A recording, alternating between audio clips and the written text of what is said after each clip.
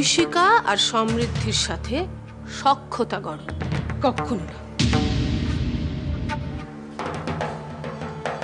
ঐশিকার মতো নরম মনের নারী আমি জীবনে আর দুটি দেখিনি। তুমি যদি তার কাছে গিয়ে দুটো ভালো কথা বলো, দুফোঁটা চোখের জল ফেলো, দেখবে সে একেবারে গলে জল হয়ে গেছে। তাতে লাভ? তাতে লাভ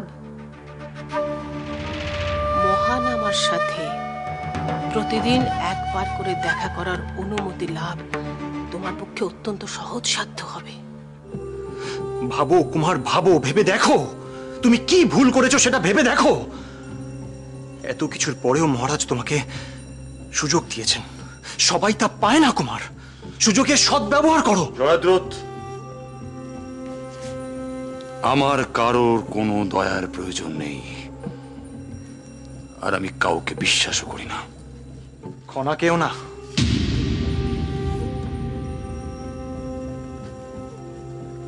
কি হলো বলো, তুমি খনাকেও বিশ্বাস করো না? চলে যাও এখান থেকে জয়দ্রথ। আগে বলো কুমার, তোমাকে বলতেই হবে। যাও এখান থেকে।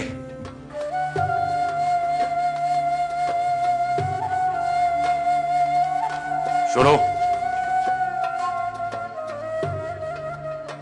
আমি তোমাকে শেষবারের মতো সতর্ক করে দিচ্ছি জয়দ্রথ, খনাকে আমাদের মাঝখানে এনো না, ওকে ব্যবহার করার চেষ্টা করো না।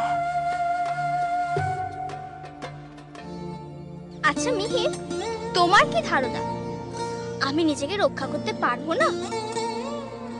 আর তোমার মতো ব্রাহ্মণের উপর নির্ভর করে থাকবো? ও হ্যাঁ, সত্যিই তো। আমি যে কেন ভুলে গেছিলাম যে আমি একজন ব্রাহ্মণ আর তুমি ক্ষত্রিয়।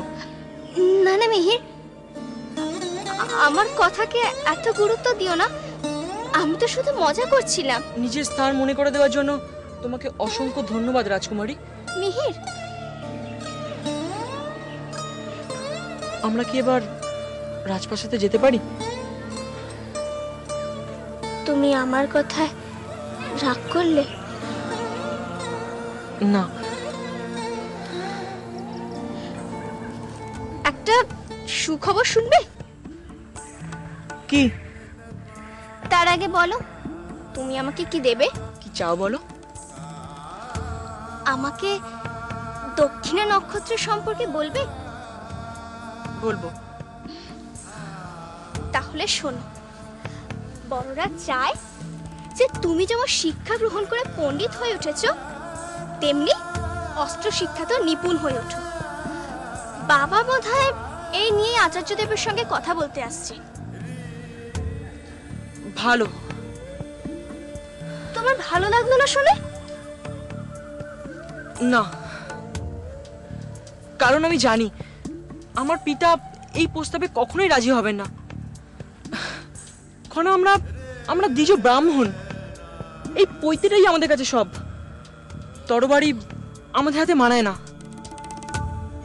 সে তোমাকে চিন্তা করতে হবে না। আমি তোমাকে দক্ষিণা নক্ষত্র সম্পর্কে যা জানি তাই বলবো, ঠিক আছে?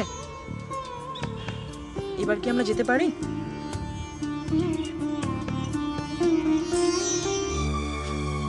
আমি তোমার সাথে অনেক অন্যায় করেছি সমৃদ্ধি, যা নয় তাই বলেছি। পারলে আমায় ক্ষমা করো। এ আপনি কি করছেন রাজবতী? আপনি আমাদের বয়োজ্যেষ্ঠা, সম্মানও আমাদের থেকে অনেক বড়। আপনি এভাবে ক্ষমা চাইলে তো আমাদের পাপ হবে রাজবতী।